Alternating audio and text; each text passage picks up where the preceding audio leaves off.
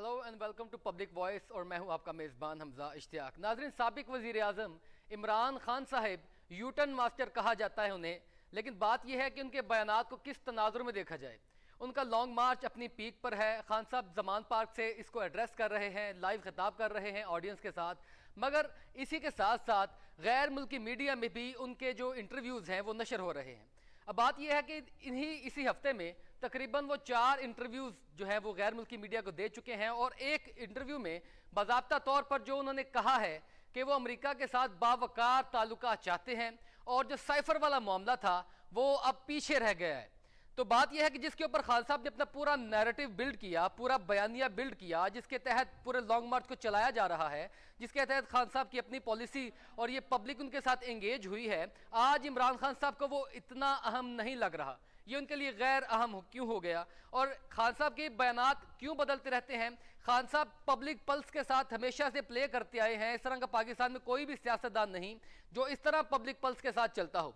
तो खान साहब इस पब्लिक पल्स के एंटी क्यों जाना चाह रहे हैं? अब ये पूरा मोमेंटम बनाकर खान साहब अपनी डाइवर्जन किस जानिब लेकर जाना चाह रहे हैं, ये बहुत बड़ा सवालिया निशान है। हाल ही में सीनियर सहाफ़ियों के साथ भी जमान पार्क में मुलाकात हुई इमरान खान साहब की, और उन सहाफ़ियों के जरिए हमें भी पता चला कि खान साहब अब उस मामले में कुछ नरमी चाहते हैं। अब ये नरमी किस वजह से है? क्योंकि ये डील के मामला तो ताहाल तय पाते नजर नहीं आ रहे, और खान साहब ने इस बात की मुकम्मल तौर पर तरदीद कर दी है कि वो किसी भी डील में नहीं जाएंगे। इसका मुकम्मल तौर पर इख्तियार सदर आरिफ अलवी को दे दिया गया है, और आरिफ अलवी के अगर बयान को देखा जाए तो वो भी ये कहते हैं कि ताहाल ऐसी कोई चीज़ भी जो है वो कारामद साबित नहीं हुई, और तमाम तर जो डायलॉग थे ये ताहाल बंद हैं। यानी कोई भी बैकडोर राब्ते खान साहब की जानिब से एस्टेब्लिशमेंट के साथ मौजूद नहीं। कल एक अफवाह भी आई थी इमरान खान की इस सारी सियासत के ऊपर जो हलचल है वो तकरीबन तमाम सियासी जमातें अपनी जगह पर महसूस कर रही हैं, और इस सूरत हाल में देखना यह है कि पीडीएम अपने क्या कार्ड्स प्ले करती है। तमाम तर पब्लिक के अंदर ये चीज़ वाज़ेह हो चुकी है कि 90% खान साहब का नैरेटिव बिल्ड हो चुका है, पब्लिक पल्स उनके साथ है। तो खान साहब एकदम से ये यूटर्न लेकर ये सारी सियासत के माहौल को किस जानिब लेकर जाना चाह रहे हैं। तमाम बयानियाँ एंटी अमेरिकन डेवलप करके पब्लिक को एक मरतबा फिर किस जो है वो एक केओस में धकेला जा रहा है। सारी सूरत हाल के ऊपर बहुत सी बातें हैं। अब एक और मुलाकात के ऊपर जो बात हुई, जो अफवाह उड़ी, वो ये थी कि जो कमर जावेद बाजवा साहब आर्मी चीफ अपने अलविदाई दौरे कर रहे हैं। वो अलविदाई दौरों में एक दौरा उनका लाहौर का भी था, और एक ये सोशल मीडिया के ऊपर ट्विटर के ऊपर ये टॉप ट्रेंड बना, और ये जो अफवाह है ये फैली कि शायद इमरान खान साहब के साथ जमान पार्क में उनकी कोई ऐसी मुलाकात हुई है, लेकिन ताहाल इसके ऊपर कोई भी ज़राए मुसद्दका तौर पर यकीन दहानी नहीं करवा रहे। और इस सारी सूरत हाल के ऊपर बहुत सी जो है वो चीज़ें अपनी अपनी जगह पर फैलती नजर आ रही हैं। अब एक खबर ये भी फैली कि जो निगरान सेटअप है वो जल्द आने वाला है, और निगरान वज़ीर आज़म के लिए राहिल शरीफ का नाम जो है ये भी टॉप ट्रेंड रहा। तो तमाम तर सूरत हाल में खान साहब अपनी जगह पर स्ट्राइक खेलते हैं, तो दूसरी जान जो पीडीएम है, पीडीएम अपनी लूज विकेट क्यों जो है वो पेश कर देती है पब्लिक के सामने, क्यों वो प्ले कर देती है, क्यों वो पेश कर देती है ऐसी सूरत हाल कि जिसके ऊपर उनकी सियासत के ऊपर कदगन पहुंचे, उनकी सियासत का नुकसान पहुंचे। तमाम तर सूरत हाल के ऊपर ये बहुत दिलचस्प बनती जा रही है।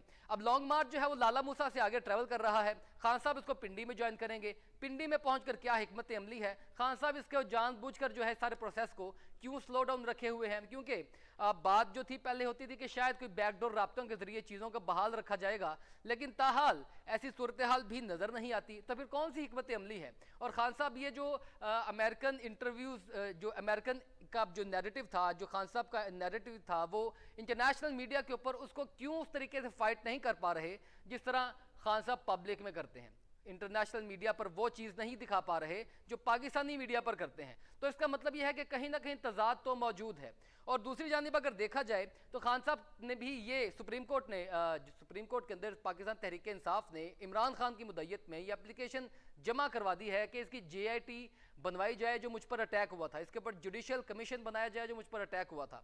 तो पहले भी हुकूमत इस चीज़ को ऑन कर चुकी है कि वो जुडिशल कमीशन भी बनाएगी और JIT भी बनाएगी। तो तब खान साहब का एतराज़ क्यों था, और अब खान साहब इस चीज़ की तरफ क्यों जा रहे हैं, ये अपना मौक़िफ़ क्यों अपना रहे हैं? क्या खान साहब को एतमाद हो चला है, या कुछ लोगों ने, कुछ धड़ों ने कुछ जो है वो खलाई मखलूक ने इनको कुछ यकीन दहानी करवाई है कि आप इस तरफ जाएं तो पाकिस्तान की सियासत में आपका जो अगला मुकाम है वो बेहतर होता हुआ नज़र आएगा।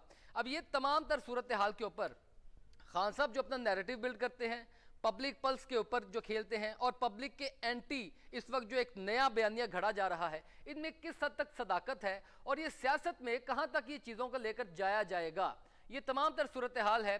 और एक और इसमें बड़ी इंपॉर्टेंट बात है, जो डेली मेल का जो मामला था शहबाज शरीफ साहब का, शहबाज शरीफ का वो डेली मेल का मामला उस तरीके से हरगिज़ नहीं था जिस तरीके से मीडिया में पोर्ट्रेट किया गया। ये सोशल मीडिया की जो जंग है, जो सोशल मीडिया वॉरफेयर है, इसमें पाकिस्तान तहरीक इंसाफ के जो सोशल मीडिया विंग्स हैं वो यकीनी तौर पर बहुत आगे हैं दूसरी जमातों से, और वो अपनी अपनी जगह पर ऐसा नैरेटिव और ऐसी जो है वो चीज़ बिल्ड कर देते हैं पब्लिक के साथ कि उसको सच समझने लगते हैं।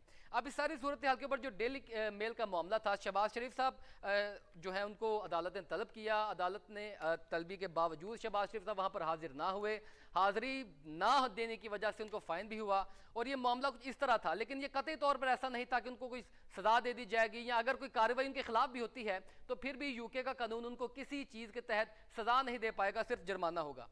नाजरीन, ये सारी सूरत हाल के इमरान खान साहब का बयानिया, PDM की अपनी जगह पर जिद्दोजहद और इस्लामाबाद पहुंचकर इनकी हिकमत अमली पाकिस्तान तहरीक इंसाफ की और मुतहदा हुकूमत की क्या होगी, इसी मौजूद पर बात करेंगे।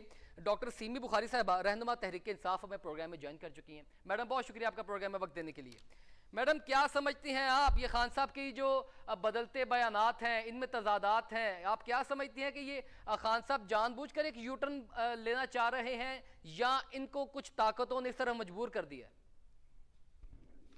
तो देखिए जी, एक तो मुझे अब आपकी आवाज समझ नहीं आ रही। आपने ये कहा कि बयानात में तजादात हैं, कौन से बयान में आपने तजाद पाया? मैडम, अगर सबसे पहला तजाद इमरान खान साहब ने कहा कि अमेरिकन के खिलाफ हैं हम, एंटी अमेरिकन जो बयानिया डेवलप किया, और आज कहा कि हम उनके साथ हुकूमत में आके बावकार जो है वो रिलेशंस बनाएंगे और ये साइफर का मामला पीछे रह गया। ये बड़ा इंपॉर्टेंट है जिसके ऊपर आपने पूरा नैरेटिव बिल्ड किया, जिसके ऊपर आपने कौमी सलामती के इदारों को भी चैलेंज कर दिया। वो बयानिया था आपका उस साइफर के ऊपर, और साइफर के ऊपर खान साहब का स्टेप बैक, इसके ऊपर जरा जवाब दीजिएगा। देखिए जी, साइफर का मामला बिल्कुल मौजूद है। जब साइफर आया, खान साहब ने उसको बाकायदा पूरी पब्लिक को दिखाया, और वो शख्स ऐसा है, वो सच्चा बंदा है, और उसने वो सारा उसको chief justice, chief of office staff और प्राइम मिनिस्टर ऑफिस में सब जगह फॉरेन ऑफिस में मौजूद है। इस वक्त इसकी कॉपियां भी मौजूद है, और उससे बयानिया से पीछे नहीं हटे। आप ये क्यों समझ रहे हैं? ये गलत लोगों को आप गुमराह कर रहे हैं कि पीछे हटे। मैडम, कतई तौर पर गुमराह नहीं कर रहे, लेकिन खान साहब ने ये अपने इंटरव्यू में कहा है, मैडम इंटरव्यू में कहा है कि जो साइफर का मामला है ये पीछे रह गया है। आप लॉन्ग मार्च पूरी की पूरी तहरीक इस चीज के ऊपर बिल्ड करके चला रहे हैं और इंटरव्यू में कहते हैं कि मामला पीछे रह गया। आप एक एक बात सुनते हैं, मामला पीछे नहीं रहा, तहरीक किसी के ऊपर चल रही है भाई मेरे। आप देखिए क्यों आप ऐसे कहते हैं, आप लोगों को समझ नहीं आती। मैडम, आप समझा दें ना हमें। चले, हमें समझ नहीं आती, पब्लिक को समझ नहीं आती, आप हमें समझा दें। एक एक बात, मेरी बात सुनेंगे या आप बोलेंगे? जी जी मोहतरमा, बिल्कुल। और सारी बात और आगे आ गए, बहुत सारी चीजें लाई है। इसलिए मैंने कहा होगा कि वो पीछे नहीं है,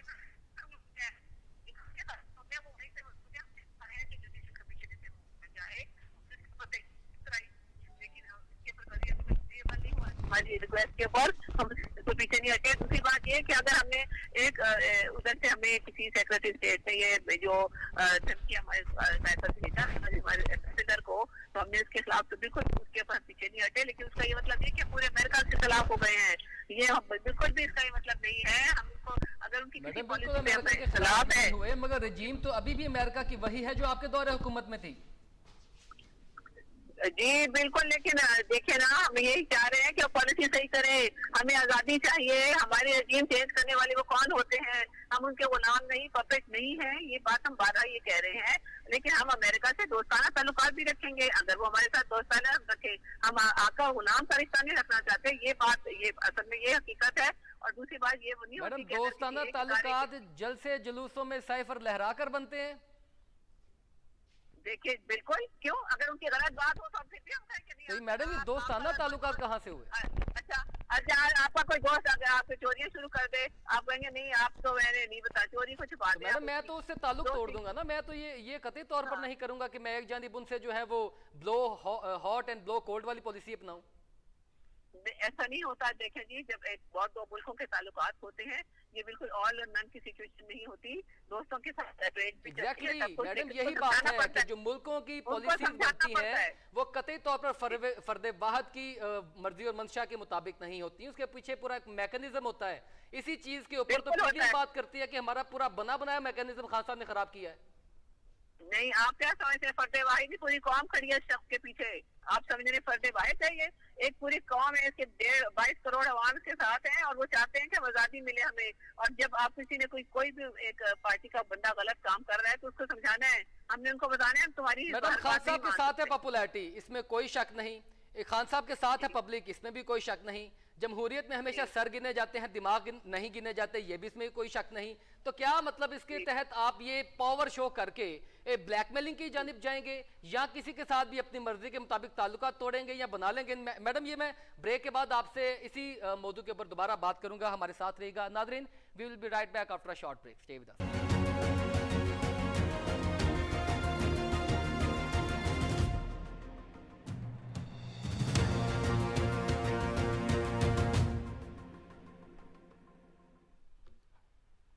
वेलकम बैक नाजरीन। सीमी बुखारी साहबा हमारे साथ मौजूद हैं। मैडम, आपने मेरा सवाल सुना था, उसमें मैं थोड़ा ऐड ऑन करता जाऊंगा। वो ये कि 2014 के धरना में इमरान खान साहब एक उंगली की तरफ देखते थे और इशारा जो है वो चाहते थे कि कोई उंगली खड़ी हो एम्पायर की और ये सारा निज़ाम जो है ये गोल कर दिया जाए। जब उसी उंगली ने पाकिस्तान की सियासत में मुदाखलत करना शुरू की, पाकिस्तान की सियासत में बाकायदा तौर पर आप ही उस उंगली को लेकर आए और बाकायदा तौर पर वो सियासत में मुलविस हुए, तो तब भी आपको एतराज़। खान साहब ये इतने ज़्यादा बयानी और इतने ज़्यादा यूटर्न्स क्यों लेते हैं? ये अवाम को कंफ्यूज करने वाली बात है।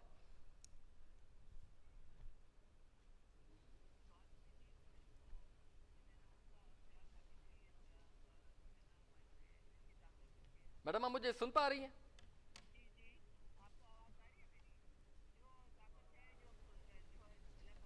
बिल्कुल ठीक। कुछ टेक्निकल वजूहात की बुनियाद पर हमारा राब्ता मुनक़ता हो गया है डॉक्टर सीमी बुखारी साहबा से। नादरीन, ये बहुत अहम सवाल है। 2014 में जो 126 दिन का धरना दिया गया, उसमें खान साहब एक उंगली की तरफ जो है उससे उम्मीद लगाए बैठे थे। आज वही उंगली अगर पाकिस्तान की सियासत में घुसी तो उसमें प्रॉब्लम किस बात की खान साहब को फेस करना पड़ी, और उन्हीं के ऊपर खान साहब ने अगर FIR करवाना चाही तो FIR को लेकर इतना बड़ा हंगामा क्यों, जबकि आईन पाकिस्तान में ये बाज़ाब्ता तौर पर लिखा है कि कोई भी हाजिर सर्विस फौजी के ऊपर सिविल अदालतें केस नहीं चला सकती। ये उनका एक आईनी मामला है, ये उनका एक ऑटोनमस बॉडी है जो फौज है, आर्मी के अपने कवानीन है, वो अपने सारे इस मैकेनिज्म के जरिए देखेंगे कि किसी को भी इसमें मुलविस किया जा सकता है, नहीं किया जा सकता। ये एक नया नैरेटिव बिल्ड करके कानून को भी मुश्किल में डाल देना, पूरे आइन की बसात को लपेटने की कोशिश करना और मुमलिकत को एक ऐसी जगह पर खड़ा कर देना जिससे शायद वापसी का रास्ता मुमकिन ना हो।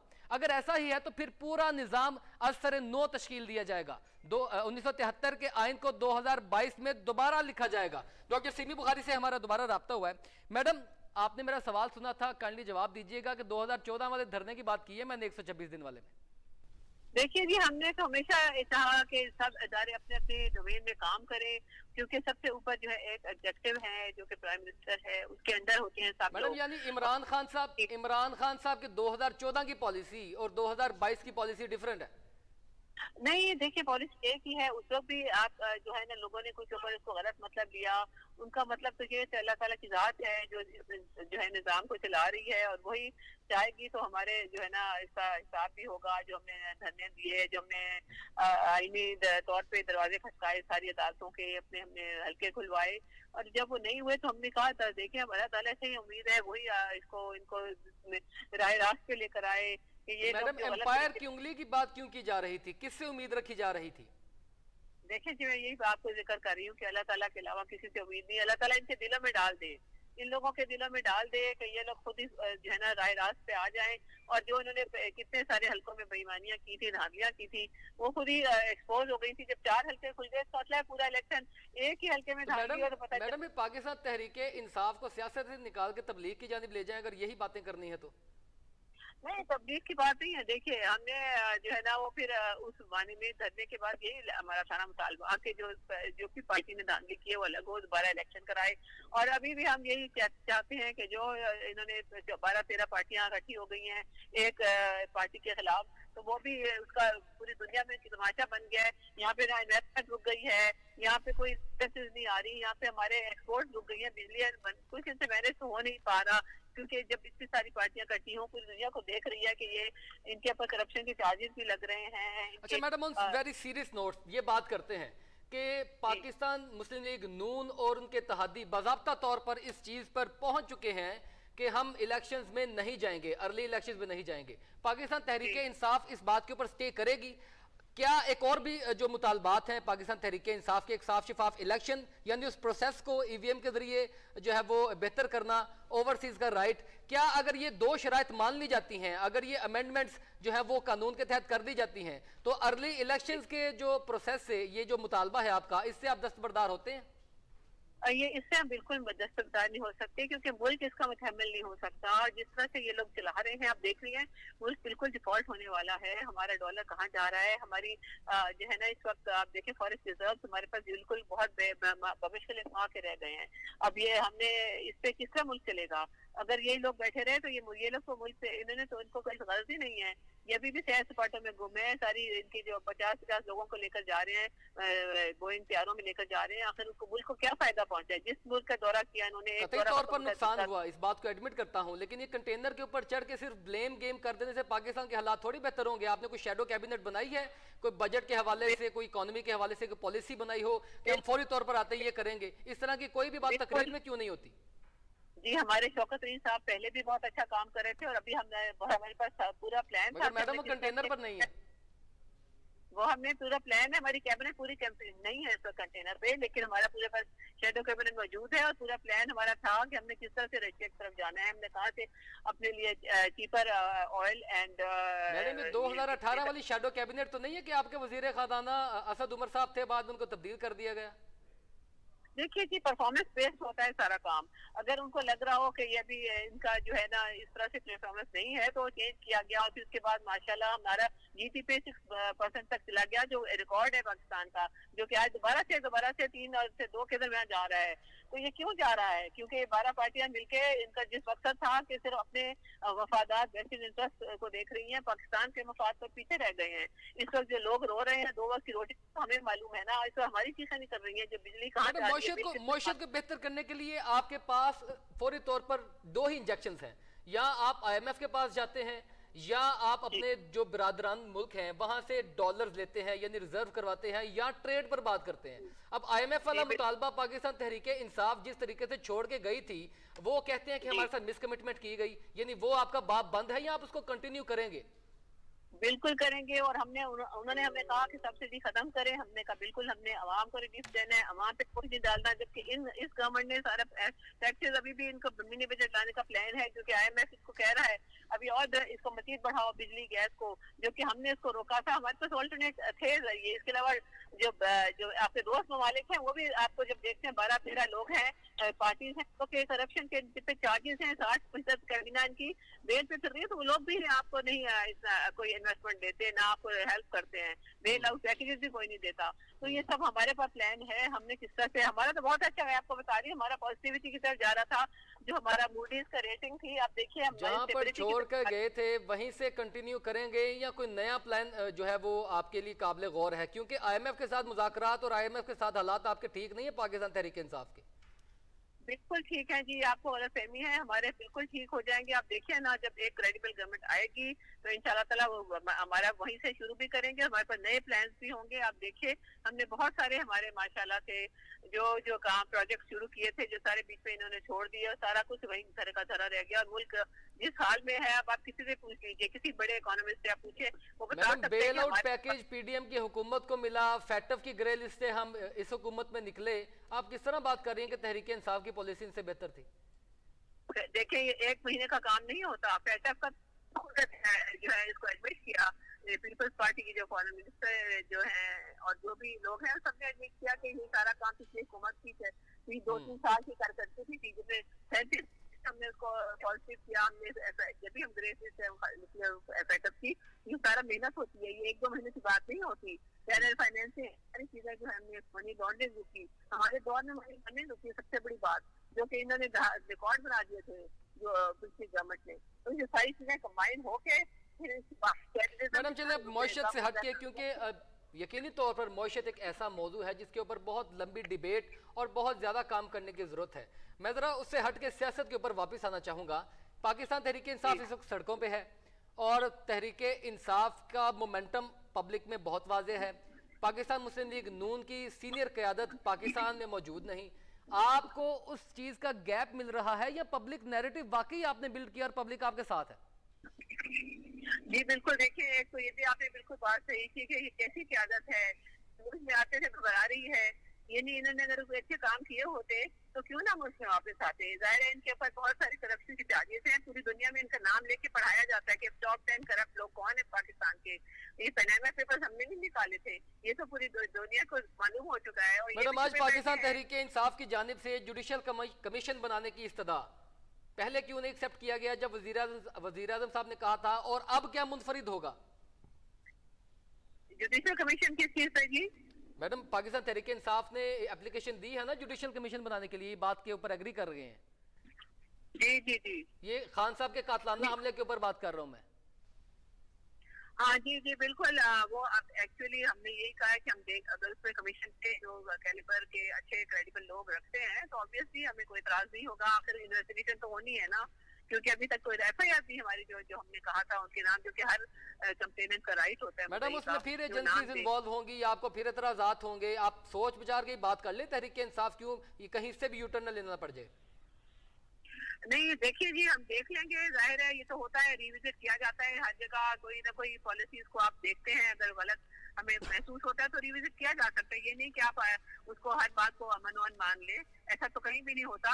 अब हमें, क्योंकि इस मुल्क में जो है ना, हमने 75 साल से यही देखा कि जो लोग भी आए उन्होंने अपने मतलब देखे, अपने वफात देखे, और अवाम के बाकी दूसरी पार्टीज के तो एक तरफ रह गई, अवाम की बातें एक तरफ रह गई, सिर्फ अपना देख रहे हैं। और इस वक्त तो उनको अपने बचाव की मुहिम चला रहे हैं, सारे अपनी तरफ से मुकाओ और करप्शन बचाओ मुहिम पे निकले हुए हैं। और जो एक पार्टी जो खड़ी है एंटी करप्शन, उसके पीछे पड़े हुए हैं। तो मैडम ये थोड़ी सी कंफ्यूजन है मुझे पूरी सहाफ़ी बरादरी को, क्योंकि खान साहब ने जो सीनियर सहाफ़ियों के साथ जमान पार्क में मुलाकात की, वहाँ पर खान साहब ने जिस तरह की बातें की हैं उससे थोड़ी सी कंफ्यूजन पैदा हो रही है। वो ये कि खान साहब कहते हैं कि इसके बाद, इस्लामाबाद के बाद मैं सिंध और बलोचिस्तान की जानिब रुख करूंगा, यानी उनको अर्ली इलेक्शंस होते हुए नजर नहीं आ रहे। तो ये सड़कों पर तमाशा किस बात का? अर्ली इलेक्शन, देखिए इलेक्शन जब अनाउंस होते हैं उसके बाद 3 to 4 मंथ का पीरियड होता है, उसमें वो सिंध और बलूचिस्तान जो हमारा मैडम कैंपेन होती है, लॉन्ग मार्च नहीं होता जो सिंध में जाके खान साहब ने करने की बात की है। जी बिल्कुल, लॉन्ग मार्च, तो ये अभी लॉन्ग मार्च भी हमारी देखिए ना, जो मुहिम चल रही है हमारी, हर शहर में जा रहे हैं लोग, आ रहे हैं, इससे पता चल रहा है कि अच्छा ये लॉन्ग मार्च नहीं, ये मुहिम है। ये भी एक आप समझिए, लोग हमारे साथ अपनी शो कर रहे हैं सॉलिडेरिटी, और हमारे साथ आ रहे हैं। हमें पता चल रहा है कि कितने लोग इस वक्त पूरे इलाके में सारा भर जाता है, जहाँ भी जाते हैं हम, छोटी सी सड़क भी हो तो 3 धरना की जगह नहीं होती। यानी तो ये पब्लिक मोबिलाइजेशन है जो पाकिस्तान तहरीक इंसाफ इस वक्त सड़कों पर कर रही है, ये क्लियर है? ये बिल्कुल मोबिलाइजेशन भी है और हमारी डिमांड भी है, हमारी मूवमेंट भी है, और ये सब कुछ साथ साथ चल रहा है। और इसके अलावा मैडम यही तो मैं बात कर रहा हूँ कि ये इतनी मिली जुली चीजें हैं तो यकीनी तौर पर कंफ्यूजन तो मौजूद है ना। कोई कंफ्यूजन नहीं है जी, डिमांड तो हमारी यही है। जब आप इस्लामाबाद पिंडी जाएंगे आपको सारी कंफ्यूजन दूर हो जाएगी कि जब लाखों का मजमा बैठा होगा आपको नजर, लाखों का मजमा बैठेगा कहाँ मैडम? जी आप पिंडी इस्लामाबाद में जब KPK आपको अभी तक जगह आपको अभी तक मिल नहीं पाई, कहाँ पर बैठेंगे?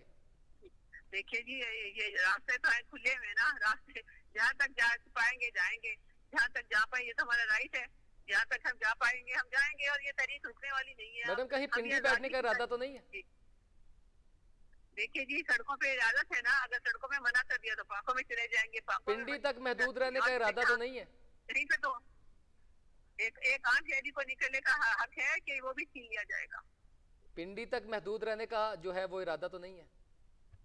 नहीं जी, देखिए वो आगे आप देखते जाइए, लाएमल हमारा जैसे मैंने बताया चेंजेस आती रहती है, रिविजिट होती रहती है, वो देखेंगे, हालात को देखते हुए आगे देखेंगे। अब देखिए हमने मैडम, ये एक तमाम चीज से तहरीक इंसाफ की क़यादत यही बात करती है कि हिकमत अमली है, हिकमत अमली है, लेकिन खान साहब जो है वो हिकमत अमली किसी को बताते नहीं है। वो कहते हैं कि तमाम कार्ड्स मैंने अपने सीने से लगा रखे हैं। यानी ये तमाम क़यादत बिल्कुल ब्लाइंड खान साहब के उन ऑर्डर्स का जो है इंतजार कर रही होती है और चल पड़ेगी उसके पीछे। जी, कोई ऐसी ब्लाइंड नहीं है, ये सारी जो है सबको मालूम तो है। मैडम, फिर पिंडी में क्या हिकमत अमली है, खान साहब ने क्या ज्वाइन करना है, आप बता दें अगर आपको मालूम है तो। ये देखिए, डिस्क्लोज नहीं करनी, ये खान साहब ने है, और डिस्क्लोज जब वो करेंगे, क्योंकि चेयरमैन क्यों है वो हमारे, क्योंकि इसीलिए कि वो जो अनाउंसमेंट एंड जो भी डिस्क्लोज है वो करेंगे। बाकी मालूम सब ग्रुप्स में, पार्टीज में मीटिंग। चले, ये आपकी बात से इत्तेफाक कर लेता हूँ। तो ये आपको लगता है कि पकड़ धकड़ दोबारा करेंगे ये वफाकी हुकूमत वाले आपके साथ? जी, इनकी पूरी कोशिश तो हो रही है। नाम बहुत हम सुनने में आ रहे हैं, लिस्टों में आ रहे हैं, नाम डाले जा रहे हैं, और ये कईयों के तो अरेस्ट वारंट जारी कर दिए कि बिला वजह जारी हो रहे हैं। तो कोशिश तो यही है, इतने ये खौफजदा हो गए हैं। एक तो ये कह रहे हैं कि इनके साथ 2 बंदे भी नहीं है, 2000 बंदा नहीं है, तो खौफजदा क्यों हो रहे हैं? इस पर आप खुद ही सोचिए। लेकिन मैडम, एक बात तो वजह है ना कि खान साहब के जो है वो हमले के बाद, खान साहब के ऊपर हमले के बाद, खान साहब जब जख्मी हैं, खान साहब घर में मौजूद हैं, तो लॉन्ग मार्च में यकीनी तौर पर पब्लिक बहुत ज्यादा होगी, लेकिन वो मोमेंटम नहीं रहा जिसको आप प्रेशर मोमेंटम कह सकते हैं। इस बात से इत्तेफाक करती हैं आप? बिल्कुल भी नहीं। आपने कल देखिया, कल 3 जगहों से हमारी 3 लीडरशिप 3 जगहों से निकली, और हर जगह तिलठा जंगी जगह नहीं थी। फैसलाबाद, फारिया, और तीसरा कहाँ था, केपी में।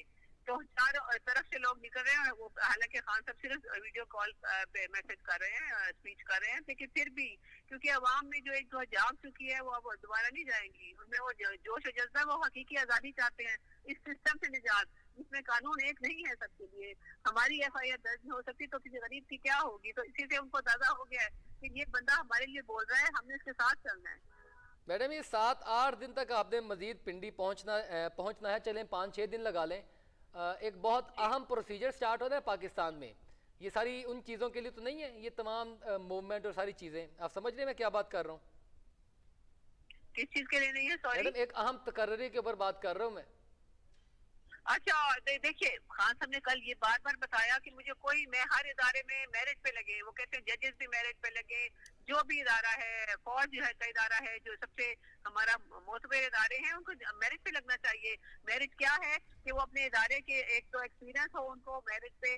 बिल्कुल ठीक मैडम, मुझे ब्रेक पर जाना है, हमारे साथ रहिएगा नाज़रीन। We will be right back after a short break.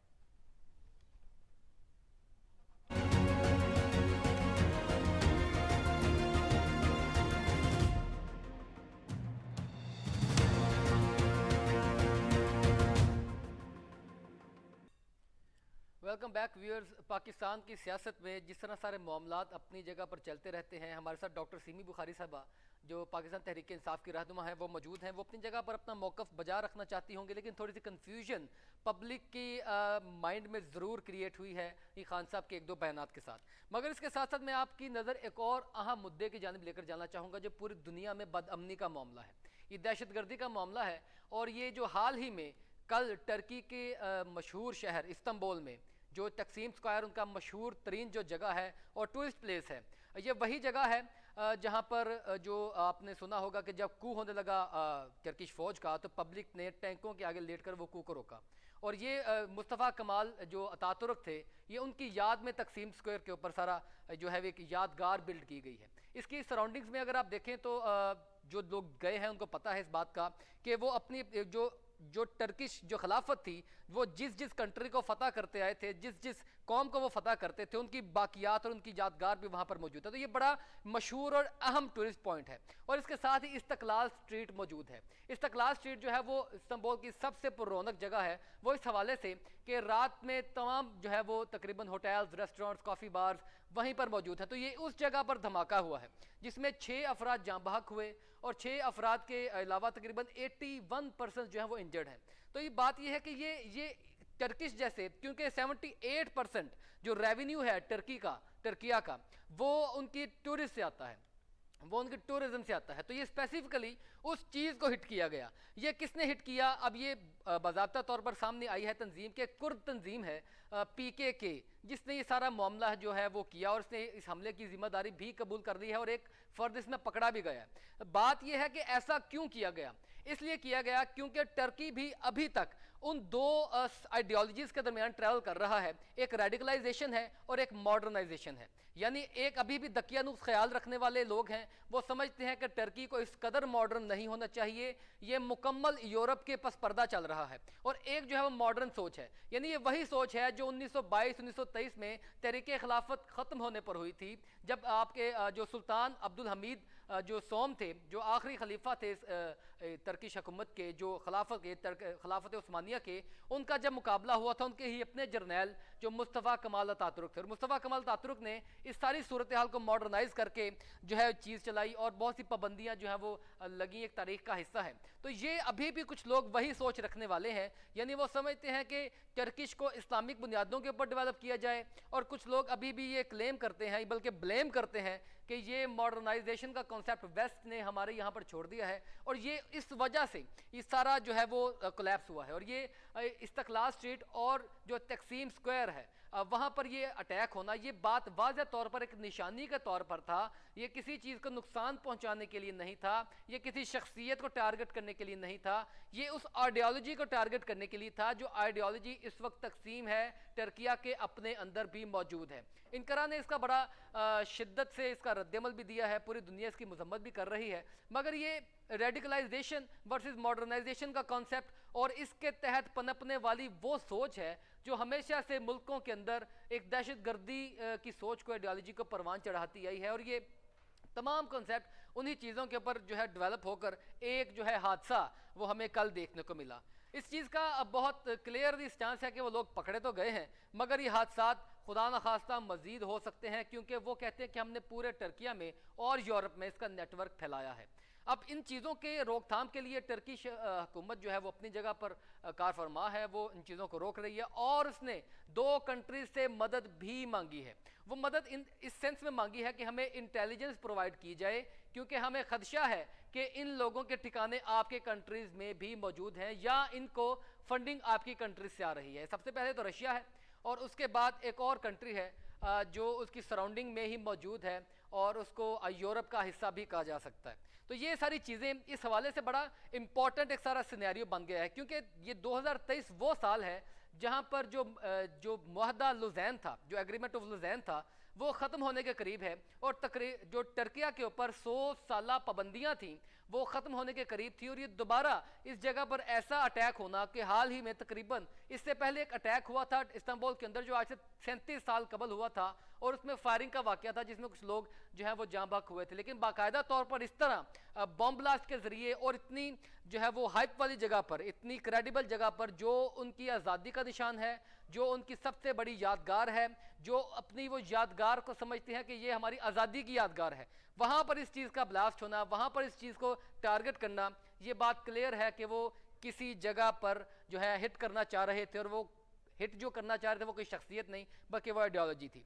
इसके अलावा जो टर्किया के सदर हैं, सदर रजब तैयब अर्दोगान, उन्होंने भी इस चीज़ के ऊपर पूरी दुनिया को सराहा है कि वो हमारी हेल्प करें। और इसके अलावा जो मजम्मती बयानात पाकिस्तान समेत दीगर ममालिक ने जारी किए हैं वो इसको भी अप्रिशिएट करते हैं।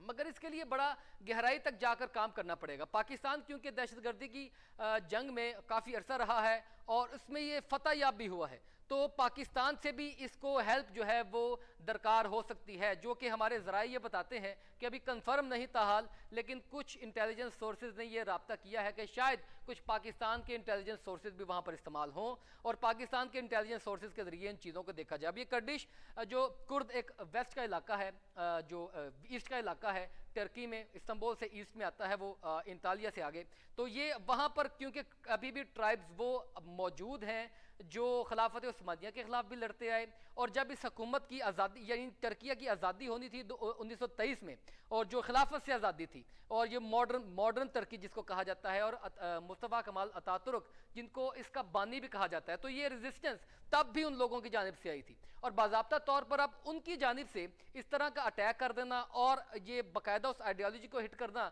तो ये यकीनी तौर पर उनकी अपनी पॉलिसी के ऊपर जो है वो सवालिया निशान भी है। क्योंकि इससे पहले जो तैयब रजब अर्दोगान थे वो भी शायद इसी तरह की कुछ चीज़ें डेवलप कर रहे थे कि हम मॉडर्नाइजेशन से वापस इस्लामाइजेशन या की जानिब जाएं और इस्लामी जो चीज़ों का परवान चढ़ाएं। तो ये बड़ा चैलेंज होगा टर्किया के लिए।